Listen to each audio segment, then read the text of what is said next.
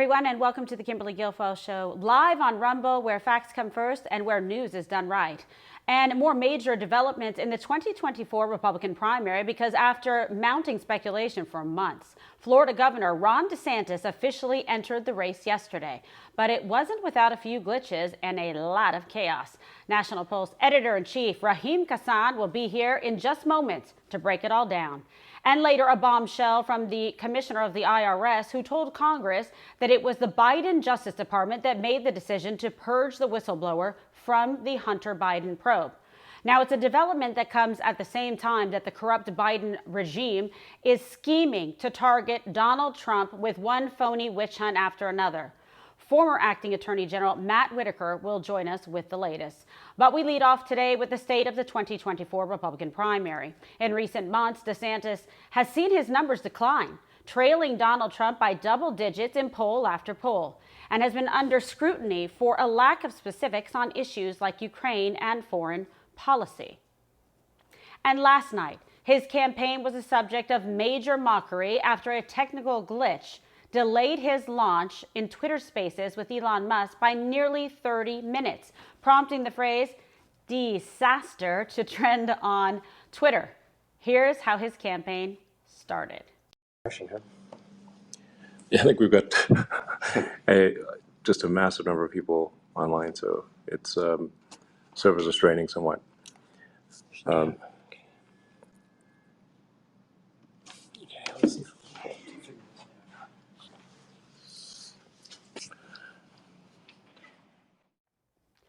Oh boy. But the problems didn't stop there, because the Twitter Spaces didn't even include video, meaning that DeSantis launched his campaign without showing his face, without holding a hometown rally, and without the energy and enthusiasm that we see daily from Donald Trump. And get this, we're also learning that the DeSantis team ditched plans to hold an event in his Florida hometown. Ask yourself, why would they do that? Was it concerns over crowd size, concerns over a lack of charisma, or concerns over both, all of the above? Now, after his glitchy start, DeSantis decided to sit down with Trey Gowdy, his good buddy, on Fox News, where Gowdy asked him a specific question about the Ukraine war, but DeSantis appeared to sidestep the question. Watch. Address the ongoing war in Eastern Europe between Russia and Ukraine on day one of a Ron DeSantis presidency?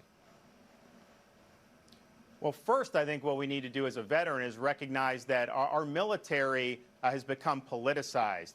You talk about gender ideology, you talk about things like global warming that they're somehow concerned, and that's not the military that I served in. We need to return our military to focusing on commitment, focusing on the core values and the core mission. That would be something that I could take care of on day one. Now contrast this all to the 2024 campaign of Donald Trump. Rally after rally, a record number of accomplishments in the White House, small donor donations through the roof, not selling out to big donors, and an America First agenda. We need day one leadership. There's no time for training wheels, and there's no time to roll the dice on a rookie. Take a look. Washington established politicians like to talk about how they can be just like Donald Trump. The truth? There's only one Donald Trump. Only one who gave us the largest tax cuts in history, who gave vets the health care they deserve, and stood up to China and protected your job. Only one who kept us out of endless wars while destroying our terrorist enemies. Only one who fundamentally changed the Supreme Court, was called the most pro-life president in history, and relentlessly protected our Second Amendment rights and our borders. Why would we ever settle for Trump imposters? Make America great again. When there's only one, starting day one, who can make America great again. I'm Donald J. Trump, and I approve this message. Joining me now, editor-in-chief at the National Post, which just launched National Post Plus, MAGA warrior Raheem Kassam. Thank you for being on the program, Raheem. Thank you for having me back. Oh, you look fantastic. So this was unbelievable. Everyone was like waiting and watching, and then it was like weird, and you're looking at a screen and you see who's logged on. It's just audio. I mean, he had to be flipping out to his team. This was, I mean, it's worse than I even thought it was going to be.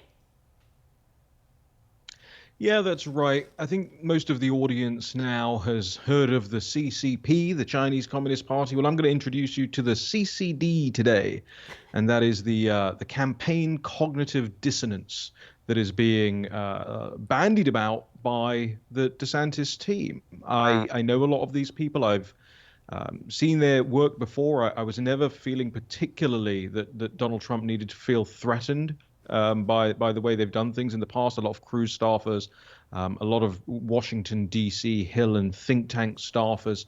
Nobody who's really charted a course in campaigns before. And didn't that just show last night?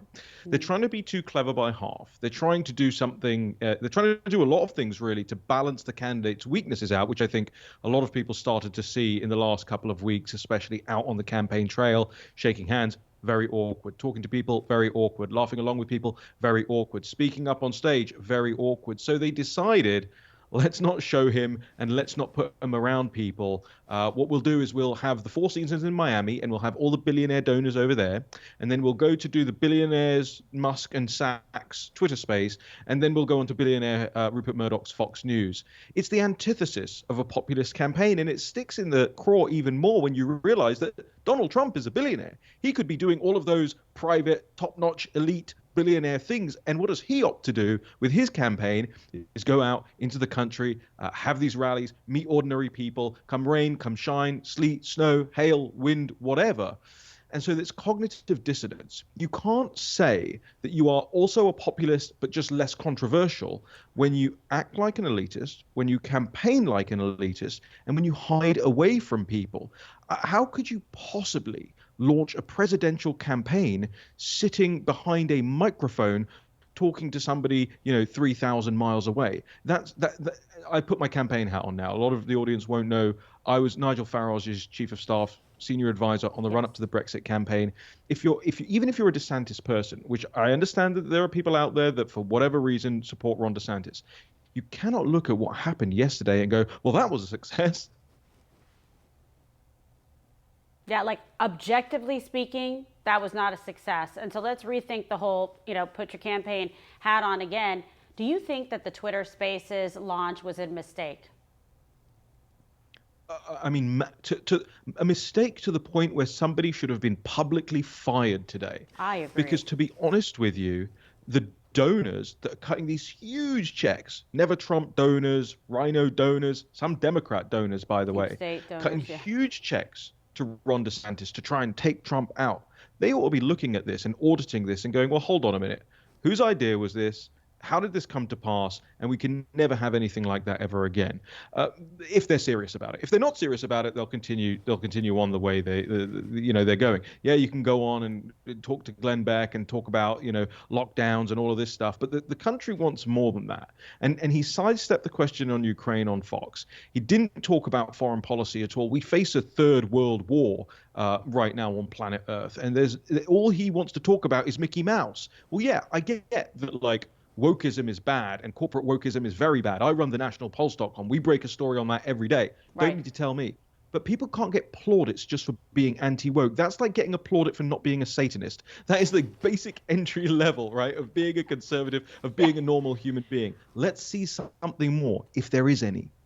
No, you're absolutely right. And, I get the idea. He wants to do, let me do something different. Let me be, kind of like with the cool kids, go out there on Twitter and do that. But I mean, it was just such a disaster. And I think it just really just exacerbated some of the fears and I think accurate conceptions about people like, wait a second, this DeSantis guy, not very charismatic, not very personable, can't get up and give a speech. And by the way, like the whole world knew they were supposed to go to, over here in Jupiter, like Tiki 52. Peter Doocy was going over there tomorrow morning, the whole deal. Then all of a sudden that got scrapped because think about it. There'll be a bunch of people with MAGA hats, like pulling him out of the bags and heckling him, and just, people were like fired up to do that. So that didn't work. Then all of a sudden, oh, let's just go with Elon. Like you said, it's just like, what is this, the billionaire boys club of bullshit? I mean, who do these people think they're fooling? There's nothing about the everyday average, hardworking American, okay, pursuing their American dream, wanting to focus on America First policies, that connected or related to whatsoever. It was like schizophrenic and I think catastrophic.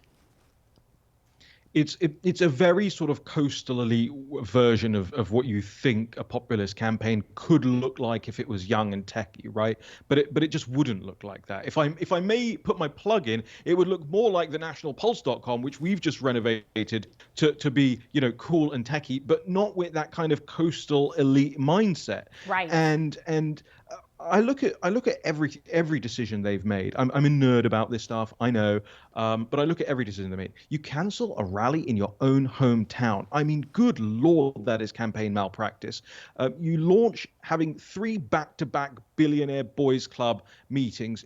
Good Lord, is that ever campaign malpractice? Then you go on to do cleanup the next day with never Trumper Glenn Beck, who dipped his face in Cheetos to make fun of Donald Trump back in 2016. Campaign malpractice.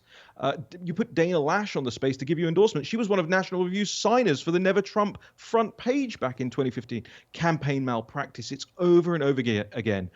Listen, I used to like Ron DeSantis. I really used to like Ron DeSantis. I've met him in person multiple times. But my goodness, are the people around him showing you who they are right now? No, it's terrible. I mean, he did a great job, in Florida. Thank God Trump got him in. I think it's just such a mistake just because you're chasing big donor cash, and a lot of these consultants and campaign people are going to get rich. They're going to run up the tab big time. And the only person hurt by this is going to be Ron DeSantis, because he's going to be badly injured by Donald Trump. And this base does not forget. They're like psychotically loyal to the point of, hey, we're never going to be for that guy because he didn't do right by Trump and he was disloyal and didn't appreciate what Donald Trump did for him. That is a big problem. So then let's go through the rest of this total prom catastrophe, where he thought he was going to become prom king. And it was more like we need to give him an exorcism because it was so bad. He then goes on with Trey Gowdy in Tucker's old time slot, and Trey's his buddy, to do an interview after to try to okay, let's hit restart here. What did you think of that? Wet, just floppy. And not presidential, and certainly not somebody that you think, one of my favorite memories from the Trump admin days was when he goes over, and I forget specifically what meeting it was, but he's surrounded by world leaders, and they're all jostling around, and Trump just pushes his way to the front, pushes past, the prime minister of Slovenia or whatever it is, and stands there and asserts himself as the leader of the pack in that moment. And it's a really important moment just from, looking at somebody's stature in person and how they command the room. But it was an especially important moment because, remember, that was at the time where Trump was trying to convince the rest of the world to pay their fair share for their own defense. And it's not just domineering for the sake of domineering, it's domineering for the sake of getting something done.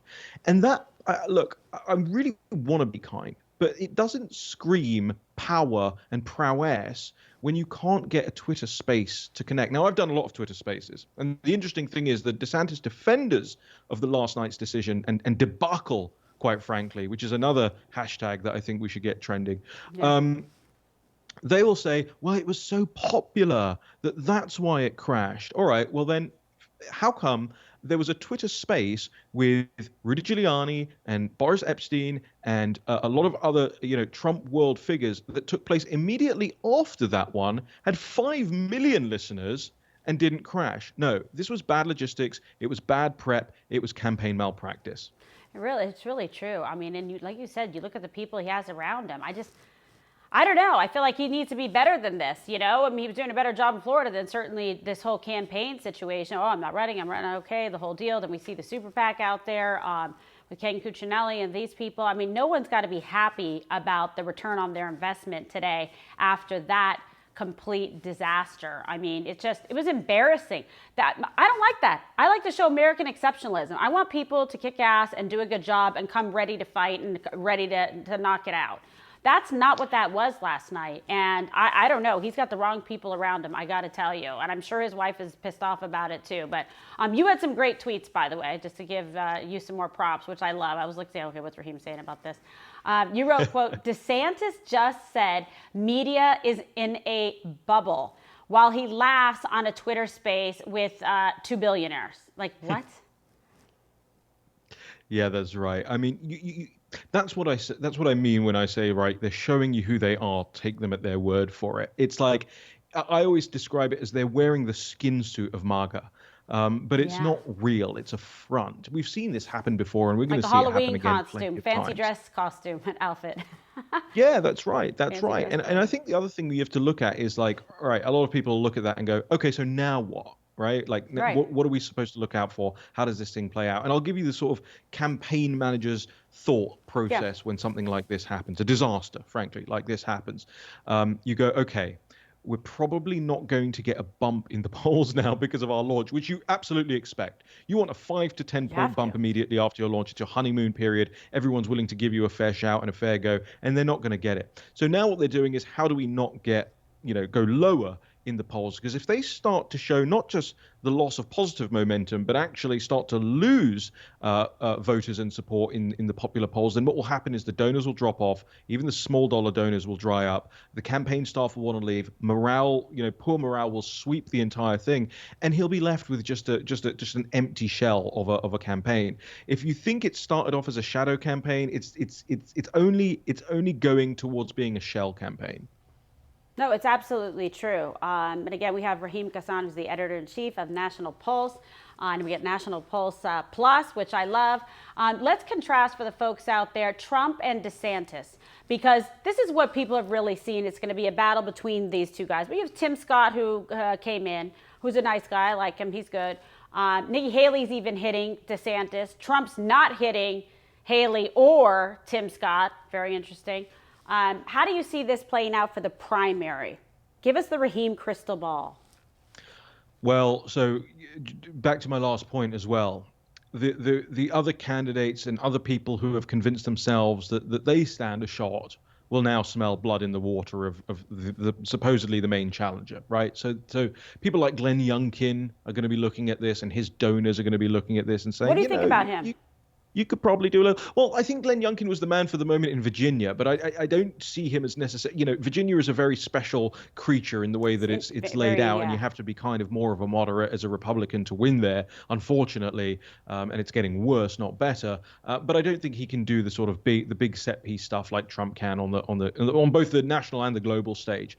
But they'll be nudging other people in, and as those other people get in, they may take like 0.25% or 0.5% away from the massive Trump lead, right? But they're going to be taking 2, 3, 4% at a time away from, their other lower down candidates. So you're going to end up with a situation where you've got 10 candidates on 1% and Donald Trump on 90. Right. I really think so. I mean, is there anything you see here as like a dark horse or somebody that comes, out of the blue? Oh, no.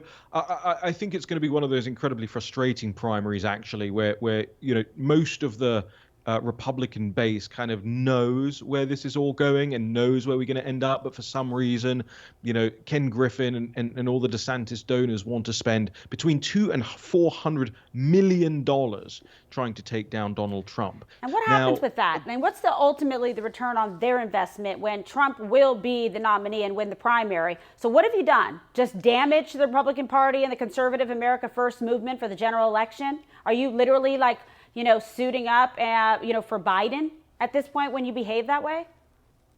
Make no mistake about it. The quote unquote moderate Republican donor class would prefer Joe Biden to Donald Trump. That's the way they operate. That's the way they think. Unfortunately, I get to spend a lot of time around them, and they're very open about that, by the way. So people like that, Ken Griffin, he'll be fine and it's a rounding error for him, right? The amount of money that he's given, it's enormous sums for us. But a rounding error for him. Effectively, what they want to do is not just take out Donald Trump, but they want to completely toxify America First as a concept, MAGA as a concept, populist nationalism as a concept. And so this is an investment for them. It's an investment in globalism. That's what it is. And then this whole uni-party situation that people talk about a lot. It's unbelievable. But you see the tentacles, everywhere. I want to talk a little bit about your big launch that we mentioned of your new service at the National Pulse. So tell us, what was your inspiration, behind that? How do you see it playing out? And the media, for that matter, covering the primary to fill kind of the void, that needs to be filled with what we've seen with the mainstream media. Yeah, just before the end of last year, I kind of did a little market research and decided that things had to change. Things had to change in media. Things had to change, absolutely had to change in right-wing media. Too many ugly websites. Copy is too long. Adverts everywhere. It doesn't feel like something you want to necessarily share with your boss or your friend or your colleague or your neighbor.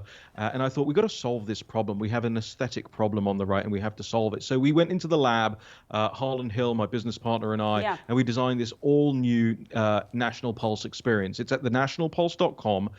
We've always had kind of like an underlying supporter-based subscriber model, but now we're just like offering way more stuff for people to support real news, support radically independent news. And that ranges from my private editor's notes on stories, where I tell you the background, like what's going on in DC, what are people really saying about this, what's to look out for next. And there's just a whole host of things there. So if people want to go to thenationalpulse.com, they can check out all of it. And your first month is free. So it's basically free. Yeah. Okay, I like that. What do you have to lose? What do you have to lose? You just can fill your brain with some valuable information, insider stuff from DC. Raheem knows everybody. They all talk to him. They all seek him out. So if you really want to know what's going on versus polluting your brain with BS from mainstream media, spend time with the National Pulse and you will absolutely love it. All right, last question to you. Just want to see if you were to advise DeSantis, although I hate this question because I don't want you to help. What would you tell him as a strategy of where he needs to go, what he needs to do, in the aftermath of what happened last night? So in DeSantis' absence over the course of the campaign, the running of Florida will be left to Lieutenant Governor Jeanette Nunez. And that is a person who once described Donald Trump as a KKK supporting conman. So my advice to Ron DeSantis is fulfill the pledge that you made to voters. Stay as the governor of Florida. You'll be doing Florida a favor, Floridians a favor, by getting that woman away from the levers of power. And then you've got a chance in 2028. Things can be forgiven. If you see this through at this point in time, I don't think he has a future national political career. No, I think he really is going to hobble himself. It's going to be very damaging to him. And our base, they will never forget it. Let me tell you something. Our base would rather vote for Robert Kennedy than deal with DeSantis after this is all said and done if it goes down the way that I think it's going to go down. Yeah, I think that's right. And I know the base because I am the base, right? Like I've been talking about this stuff since 2013, 14. You brought the base over here from London with Brexit, your movement. Literally. That's what we did. That's what we did. We imported it, right? Oh, you're the absolute amazing. Best. And we're going to do it again. And you're going to do it again and again. All right, Raheem Ghassan, congratulations again on that new launch with the extra features for National Pulse. Be well, my friend. Thank you for having me. Cheers. Cheers. And we have much more to cover, including a major look at how the left is using lawfare and weaponized justice against Donald Trump. Former acting Attorney General Matt Whitaker will be here. You don't want to miss it. But first, I want to thank another one of our brave sponsors, Goldco. Look, we all see the economic warning signs. We see banks collapsing. We see reckless spending. And I want you to be ready because I'm ready. Gold and silver can protect your retirement savings from inflation and dollar devaluation. With Goldco, you can roll over your 401k or your IRA into precious metals and safeguard your savings. You can do this tax and penalty free. So from precious metals, IRAs to direct purchases of gold and silver, Goldco has helped thousands of Americans diversify and protect their retirement savings. So go to kimsmetals.com to learn more. That's kimsmetals.com. You won't be disappointed. And I also want to bring you a special message from Patriot Lifestyle, where you can save more and spend less on a whole host of different benefits, from non-insurance healthcare benefits to savings on travel, identity theft, legal services, and even pet care for the little pooches. Take a look. Kimberly Guilfoyle. We've commissioned a lifestyle benefit program for our America First Patriots, Patriot Lifestyle. This program includes identity theft protection, And as a former prosecutor, I know that identity theft is the fastest growing crime in America. You also have free and discounted legal services, roadside assistance, travel discounts, cashback rewards while shopping on the internet, and our newest service, Pet Assure, right, Mario and Luigi? Where you receive discounts at veterinarians across the country and pet supply stores. Patriot Lifestyle covers you, your family, and your furry friends for less than $1 a day. Follow the link and please sign up to get your Patriot Lifestyle started. And very soon, we will have even more major updates on all of the Patriot Lifestyle programs. It's an extraordinary value and will for sure improve your life. Now we turn to more troubling developments out of Washington, D.C., as a new report reveals that Biden's IRS commissioner told Congress that it was the Biden Justice Department who made the decision to purge an IRS whistleblower from the department's investigation into Hunter Biden. And remember, it was just on Monday that a second IRS whistleblower emerged, alleging that Biden administration political appointees are interfering with the investigation. So while the D.C. swamp does everything they can to protect Biden and the Biden family, the corrupt federal bureaucracy is hell-bent on using lawfare to try and destroy Donald Trump with one witch hunt after another. For example, the Wall Street Journal is reporting that special counsel Jack Smith is wrapping up the Mar-a-Lago documents probe. And while it's a case being based on virtually nothing, with no evidence of any real crimes, there's growing concern that a sham indictment could be forthcoming, just for the sake of trying to derail Donald Trump's candidacy. Because for the lunatic left, they can't resist yet another hoax in their Get Trump obsession. It's all just more evidence of a justice system weaponized and of legal institutions being politicized. Joining us right now, former acting Attorney General Matthew Whitaker. Matt, great to have you on the program. Your head must be spinning with all the nonsense that's going on.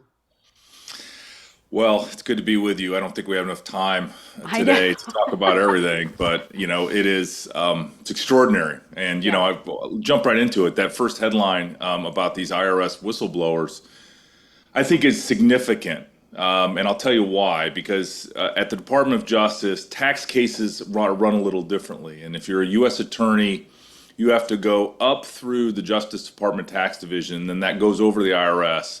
And then down to the field. And so it's a very inefficient process because you have essentially two cabinet secretaries overseeing it. And the fact that, and again, I've heard reports that Merrick Garland is the one that has been putting his thumb on the scale of this Hunter Biden investigation being run up in Delaware. And so it's very clear to me that these IRS agents are just trying to do their job, and they're finding criminal tax violations, and DOJ is trying to suppress that by kicking them off the investigation. It's incredible. And again, you mentioned, dovetail that into what, another one of the headlines you just highlighted, the Jack Smith special counsel investigation. Compare and contrast that to the Hunter Biden investigation, which has taken multiple years and the lightning fast, the way Jack's doing his job. And then at the same time, where's the other special counsel? Where is the Joe Biden special counsel? We haven't heard anything from Rob and what he's doing. So, there's a two-tier system of justice. There's this all of these and tremendously more prove that. And it's, I just, as someone that, quite frankly, and you're a former prosecutor too. I love the Department of Justice, and I know it has its flaws, but I don't even recognize it anymore. And I don't know how we're going to have to fix it. It's going to take some real leadership and some people with courage. And right now, that is lacking. It's really true. It is astonishing, and I think it's such an important salient fact that you bring up. I cannot believe the swiftness and rush to judgment right away on a case that has no evidence with Jack Smith. He's like, if they are just rubber stamping and pushing this forward to indict the president. I cannot believe that we still have nothing, accomplished with Hunter Biden, the laptop, the corruption inside the Biden crime family with, improper relations with foreign countries, Ukraine, let alone Biden's improper handling of his documents, as vice president. But no, we're nothing to see there, folks. We're all set and ready to go. Like, boom, windshield wipers. It's perfect. We've got clear vision ahead. Just go after President Trump. In my opinion, just yet in another deliberate, overt attempt to interfere now with the 2024 election and the surging candidacy of President Trump. Yeah, and it's also very interesting to me, that the special counsel in the Donald Trump case, again, has sort of been blow by blow, where you're reading the newspapers, what's going on, what they're finding, who's testifying, and what their theory of the case is. And at the same time, anything related to Hunter Biden or Joe Biden, there are no leaks. It's just amazing how that works. And knowing Donald Trump like I do, I mean, he's going to eat this like an energy bar and fight through it. And we all know the truth. We all know that he's being targeted, has been targeted for the last 5, 6, even 7 years to try to politically weaken him. And it's a shame. It just demonstrates in my mind how effective he has been, and the left knows he will be even more effective if given another chance. Given the level of your expertise and experience and DOJ and acting attorney general, how do you think the Biden DOJ should be responding to these whistleblowers, in fact, that we see coming forward? Because it feels like they're being dismissed and disregarded. Their lives are being completely, destroyed. Yeah, and there's whistleblowers everywhere. You have the FBI whistleblowers that were just in front of the Jim Jordan Special Committee on the weaponization of the federal government. And you have these IRS whistleblowers that were kicked off the Hunter Biden investigation that are IRS tax criminal investigative division agents. And, in each case, the media tries to discredit these folks. These folks are with great sacrifice to their own personal lives, to their careers. They're coming in front of Congress and they're saying, this isn't right. What I saw and what I've seen, that they're saying this is not the way it should be. And it's a shame. The media is just so complicit in the whole leftward lurch of America, in our descent into socialism. I know because I'm from one of those places where, in real America, where actually people get it and they understand to be very skeptical of what the propaganda that the government's media puts out. But it's just hard, every day, you just are swimming upstream in a bunch of nonsense, and the search for the truth doesn't seem to be of any interest to the left media. It's absolutely true. And we've seen the media be so complicit. It's really a weaponized arm of this, leftist movement and deep state movement, quite frankly, to, destroy Donald Trump. One sham indictment after the next, one phony, false, investigation after the next. And yet every time we point out that, listen, this is not true. There is no facts. There's not evidence. And, 6 years later, we're proved right. We see this with, the Durham investigation. I really wanted to talk to you about that. We saw that report come forward. We saw actual real evidence of the corruption, but, people get frustrated. They say, well, Kimberly, nothing really seems, to change. Like, it's been proved. It's what we were all talking about. It's just, in some way, I just wonder if the current system, if it's just almost designed in a very, maladaptive way to avoid accountability, because people wanted something to happen, to believe, like you said, in these institutions like the Department of Justice, like the FBI, like the CIA. We don't want to distrust these institutions. We want our government, of the people, by the people, for the people, to work well. But I don't see that it's a system that is inherently focused on accountability, or at least not with the people in charge.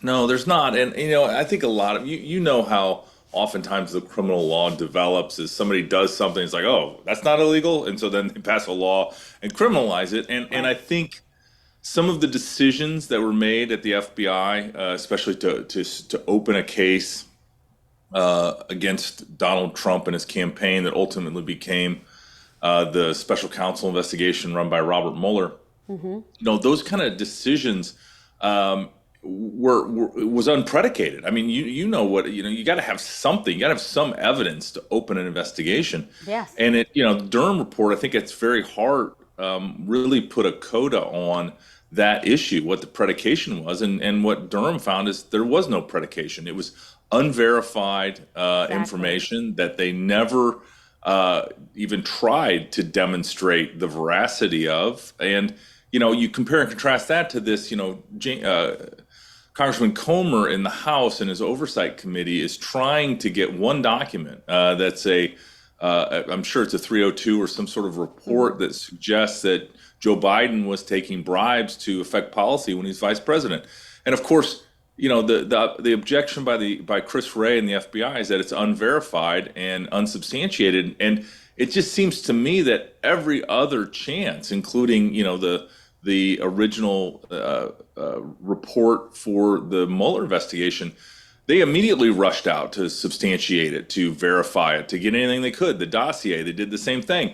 Even the BS accusations against Justice Kavanaugh. I mean, FBI couldn't try to verify that fast enough, even though it had happened 30 years in the past. And so, Kimberly, I'm just it is so obvious to me that the bureaucracy at the FBI and in our intelligence community, for some reason, believes our world is going to be better if the left wins elections, and they keep putting their thumb on the scale. They did it in 2016, as you know. They did it in 2020, and I have every expectation that they're trying to figure out how they can do it in 2024. And I think we're seeing some of those beginnings already.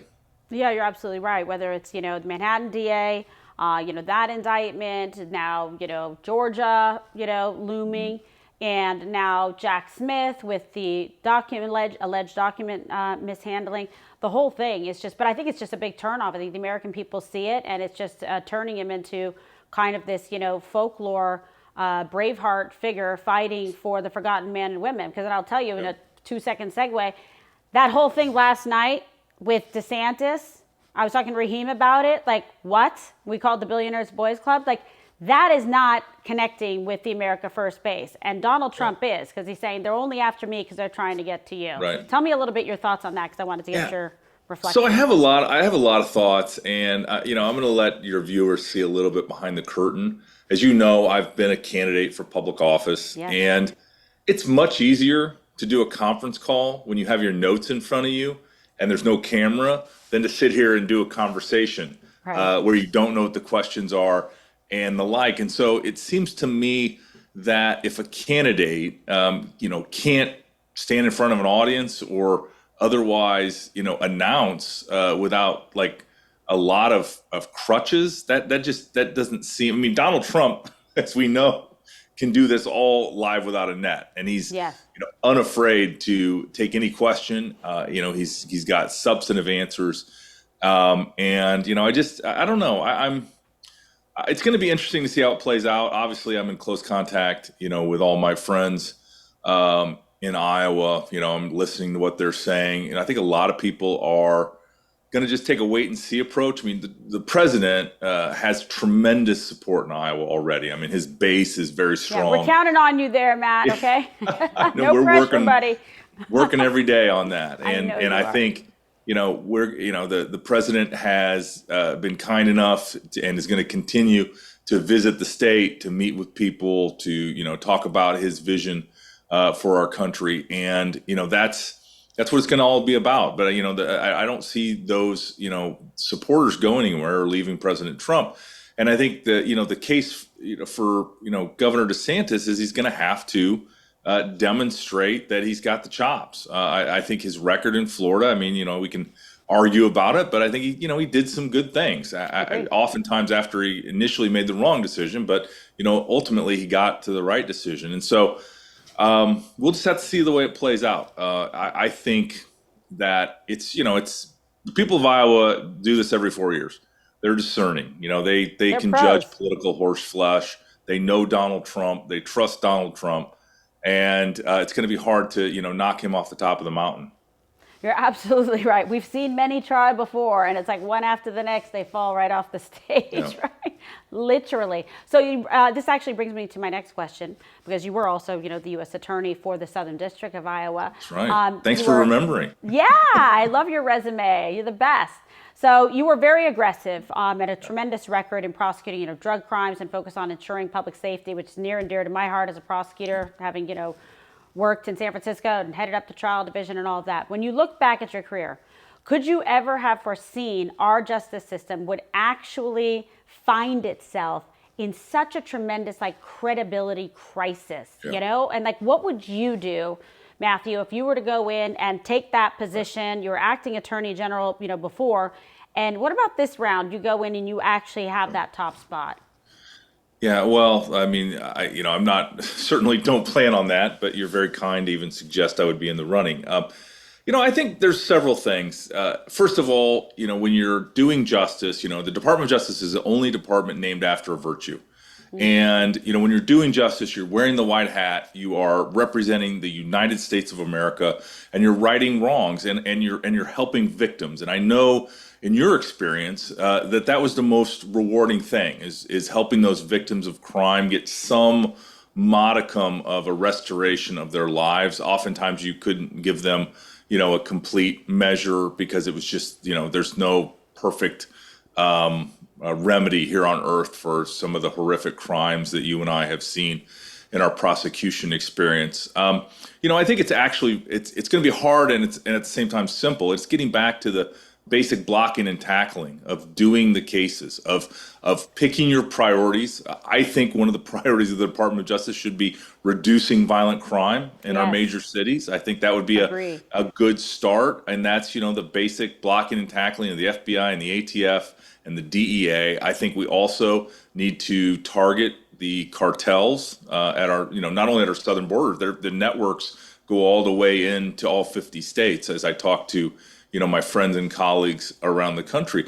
And, to point, one other thing is right now I was talking to someone that just tried a case, a federal case against the government. And he said picking a jury is so different because it used to be you wanted the Republicans, the conservatives, because they're law and order. But he said now, they're suspicious of the FBI. They don't know if they can trust their word. And I think that's a real, that integrity issue is going to take a long time to restore. But again, it has to come from a position of credibility where every case you do is above board. You can explain it, how it fits into the broader, plan for doing justice. And so, I mean, again, it's simple, but it's hard. But it gets back to doing the basic blocking and tackling, following the policies and procedures that have been in place, not allowing, the seventh floor of the FBI or the fifth floor at DOJ to get involved in doing cases. I think that's where a lot of these things have gone sideways.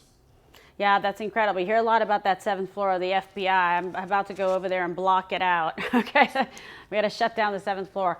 All this is seen really as a major issue, and I think you're really right with your finger on the pulse of the Republican primary voters as well. They want to hear those specifics like you've been discussing, and steps that can be taken to restore equal justice, restore integrity into our government institutions. We want America to win. We want to be the guys that wear the white hats, like you said. And I know you have discussed this in your book, Above the Law. So what's the solution? Also tell everybody where they can get your book. Yeah, well, Above the Law was, a book that I wrote about my experience at the Department of Justice. Told a little bit about my life story, but, I like to say I'm kind of in the middle of my story. And so there's, to some extent, a lot still to be written, hopefully. And, I agree.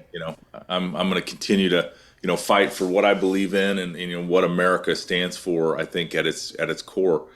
But, Above the Law talks about, really is dominated to some extent by the Mueller investigation and the Southern District of New York, what I, playfully refer to as the Sovereign District of New York, and just those challenges that we faced, while I was at the Department of Justice, both as Chief of Staff and as Acting Attorney General. And, I think the nice thing is you can read that book now and still see even after the Durham report, that kind of it smacked, I identified what the problems were. And, Yeah, no, it was very prescient. So interesting. yeah, but at the same time, I didn't know everything, and I don't say that as like I had my head in the sand, but there was a lot of obfuscation, and especially I would ask this question about the predication for the Mueller investigation, Right. and I was kind of assured that there was there, and Right. it turns out there was nothing there, and a lot of folks,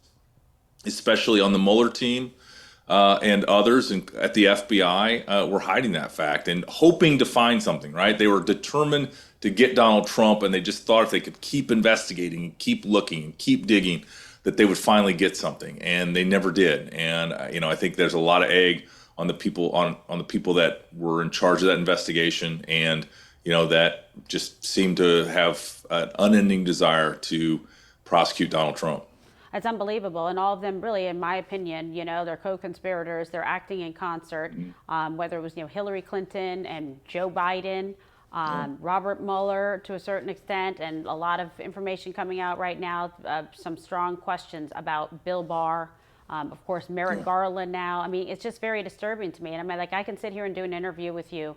You had that top spot, and there was never a doubt, ever, that you were conducting yourself with the utmost professionalism and ethics and integrity, and actually focusing on real, predication, et cetera, to open investigations. And we can have that again. We need that again as this country. No, you're right, and I think it boils down to, I took the attitude that, one, I had nothing to lose. I believed that I could do the right thing for the right reason and stand on principle. And then, you have to have courage. You have to have courage. And too often, the people in those highest spots, whether it's Congress rattling sabers or whether it's the press that just keeps, haranguing them, they end up lacking the courage to do that job. And I just, I was unafraid, and that's, maybe a little foolhardy in that lack of fear, but it just knew that, I was there to do the job. Yeah, no, it's true. But, we need that again. I know that we can have it. We had it when you were there. And so the $1 million question is, would you accept a role in a second Trump administration? KG, you're very kind. I mean, I think, as I said when the president asked me to be the acting attorney general, anytime the president of the United States asks you to do a job, you salute and say, absolutely, yes, sir. I've had no conversations, as you know, with Donald Trump. But I would, of course, love to be a part of a new administration in 25. So we'll just see what God's plan for my life is. Absolutely. Well, keep up the great work that you're doing. You're fantastic and a great patriot. God bless you. And for what you're doing in Iowa, say hello to the folks out there. We love having you. We need to get you back in Iowa. Program. I know. I love it. I want to go back to the fair and have the corn dogs. Oh my God. August 10th to the 20th. I love them. I remember Pam Bondi and I were riding around in a little truck eating corn dogs. Matt was hard at work and we snuck out to go get the corn dogs at the festival. I was like, oh my God. Oh, they're delicious. They're delicious. Delicious. All right. Well, you're the best. Thank you so much. And we'll have you back real soon. Okay? All right. Thanks, Kimberly. Thanks, my friend. And my closing remarks just ahead. But I want to make sure that I thank another one of our wonderful sponsors, Patriot Mobile. Because with Patriot Mobile, you put America first with every single call you make, all while getting the same nationwide coverage as major carriers. Not only does Patriot Mobile provide you dependable wireless service at an affordable price, they also share your values and they actually support you. Patriot Mobile puts their dollars into action. They donate a portion of every dollar to support groups that fight for the First Amendment, the sanctity of life, and protecting our brave police and first responders. It's simple. Support companies who support you and your values. Patriot Mobile, mobilizing freedom and supporting you. So for free activation, go to patriotmobile.com/Kimberly. Again, that's patriotmobile.com/Kimberly. All right, and in closing tonight, as the 2024 campaign heats up, let's reflect on what matters most to the American people. It's lowering costs, it's rising wages, it's securing the border, it's restoring energy independence, and it's ending endless wars. It's the record of accomplishment that we saw under Donald Trump. And remember, there's no Trump policies without Donald Trump, folks. Let's figure it out. Now is not the time to gamble on cheap imitations or to cede back control to the entrenched political establishment. It is time to go all in on the America First patriot who brought all of this success in the first place. We face an existential threat from the left, and it's plaguing every major institution across the country. Now is the time to reinforce our principles, rejuvenate the American spirit, and to never retreat. Because we have one election in 2024 to get it right, to get the country back on track, and to take care of all the unfinished business. And we'll be giving you a front row seat to it all, right here on Rumble, where we reject the false narrative and always seek the truth. So be sure to like and subscribe to my channel at Kimberly Guilfoyle and turn on notifications. Follow Donald Trump Jr. as well. Download that Rumble app, hit the like button, and tell all your friends so they know exactly where to find us. And also be sure to follow me across all platforms: Twitter, Truth Social, Facebook, and Instagram. You see it right there. And don't miss Don Jr.'s big show tonight at 6 p.m. Eastern live with Alabama Senator and former football coach Tommy Tuberville, one of my absolute favorites. I cannot wait to watch this. And in the meantime, hop on over to Locals at kimberly.locals.com for a little Q&A live. Have a wonderful and blessed evening, and I'll see you on Monday.